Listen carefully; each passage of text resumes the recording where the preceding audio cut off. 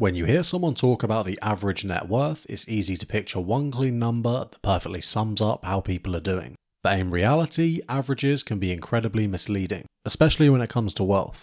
That's why in this video, we're going deeper. We'll explore how much wealth people really have, using both the mean and the median to show the full picture, because they often tell two completely different stories.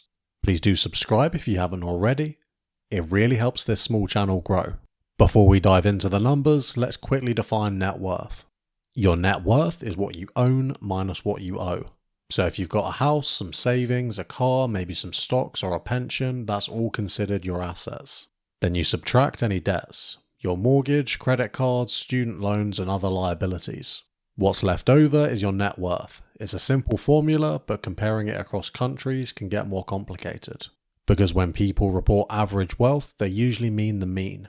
All the wealth added together, divided by the number of people. But that number can be completely skewed by the ultra wealthy. A handful of billionaires can pull the mean all the way up, even if most people have very little.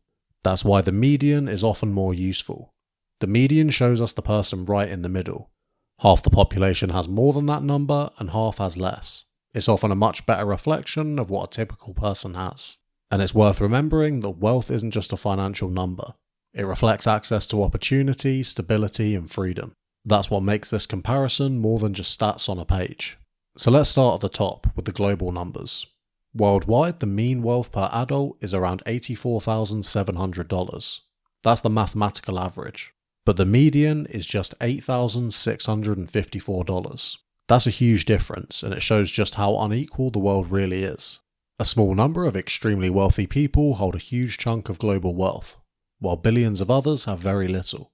In fact, if you have a net worth of over $8,654, you're already in the top half of the world's adult population. Now let's break that down by region. In North America, which includes the United States and Canada, the mean wealth per adult is about $531,000. The median is around $109,000. In Europe, the average is lower, about $177,000 per adult, but the median is also much lower, at around $28,600. In China, the mean is just over $75,000. The median drops to about $27,000, and in places like India, the numbers are dramatically lower. The mean wealth per adult is just $16,500, while the median is barely $3,700. Africa has the lowest figures of all, with a mean of only $8,345 and a median of just $1,242. So you can see how averages don't tell the full story. Some regions have high means but low medians. Others have low numbers across the board. Now let's look at some more specific countries, starting with the US, which has one of the highest wealth numbers in the world. The mean wealth per adult there is about $564,000, but the median is only $112,000. That gap tells you that wealth is heavily concentrated at the top. Most Americans don't come anywhere near that $500,000 figure. Italy has a similar median to the US at around $113,000, but its mean is higher, just over $220,000. The Netherlands sees a median of about $117,000 and a mean of $361. France has a slightly higher median of $140,000 and a mean just under $330,000. In Canada, the median is $142,000, while the mean is nearly $376,000. Going up a bit slightly, we have Norway, where the median net worth is about $152,000 and the mean is $382,000. The UK has a slightly higher median of $163,000 and a mean of $350,000. Then there's Switzerland, where the average wealth per adult is an astronomical $709,000, and yet the median is just $171,000. That's one of the biggest gaps on the list, showing just how concentrated wealth is at the top there. Denmark has a median of $193,000 and a mean of around $449,000. In New Zealand, the median is about $202,000 and the mean $408,000. Hong Kong is another place with a huge wealth divide. The median is $206,000, but the mean shoots up to $582,000. Belgium's median net worth is around $256,000. Its mean is $362,000. Then there's Australia, where the median is $261,000 and the mean $546,000. Luxembourg is another standout.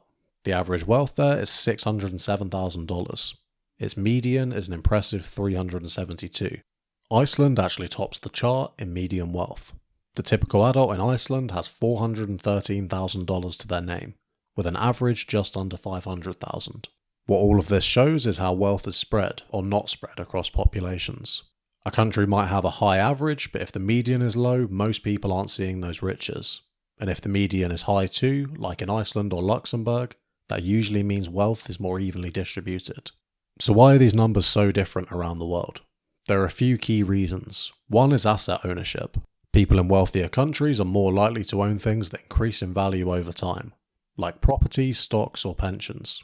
These appreciating assets build wealth, while wages often just cover daily expenses.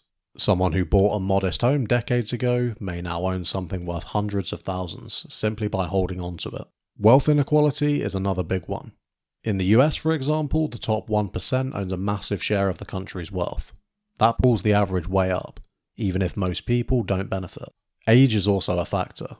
Older populations tend to be wealthier, simply because they've had more time to accumulate assets.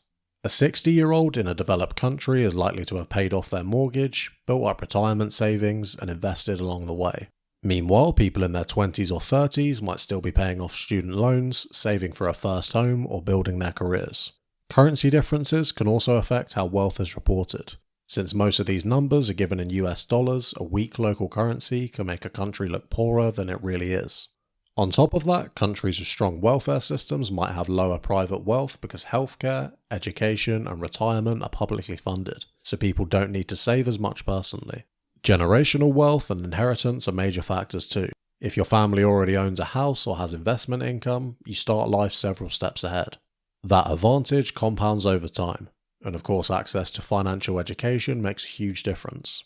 People who understand how to save, invest, and manage debt are far more likely to build long-term wealth, but financial education is still not widely taught in most countries. Even as inequality increases, the number of millionaires is still rising. In 2024 alone, more than 680,000 new millionaires were created. In the US, that worked out to about 1,000 new millionaires a day. Most of that growth came from stock market gains, real estate, and new businesses.